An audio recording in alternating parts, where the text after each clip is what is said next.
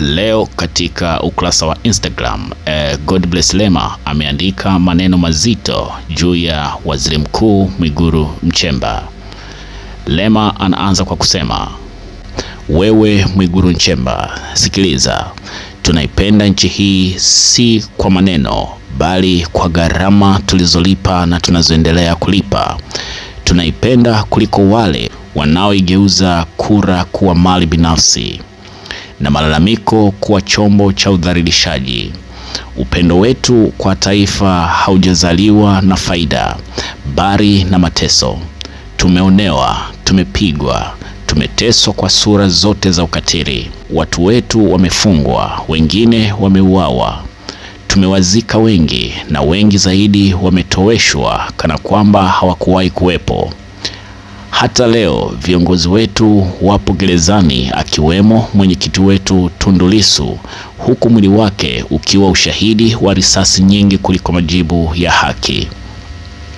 Hata hivyo bado tunasimama, si kwa sababu hatuumii, bali kwa sababu tumefundishwa na historia kwamba kuvumilia sio udhaifu, bali ni nguvu ya wale wanaotumaini mema.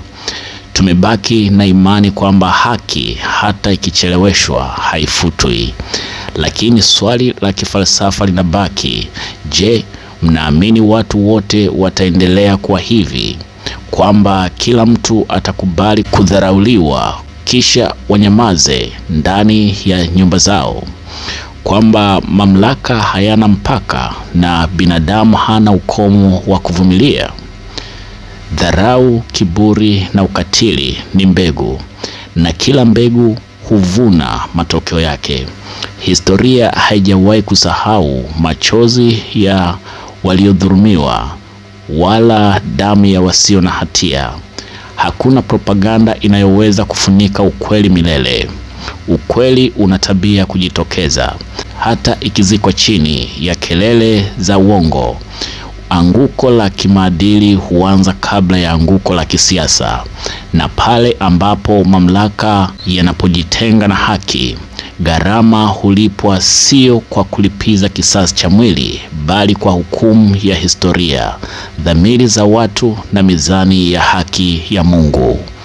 Godbless Lema anamaliza kwa maneno hayo mazito ambayo ameandika akimwandikia Waziri Mkuu Mwigulu Nchemba. Karibu, hii ni Taifa 360. Endelea kubaki hapa uweze kuendelea kupata taarifa mpya kila wakati zinapojiri.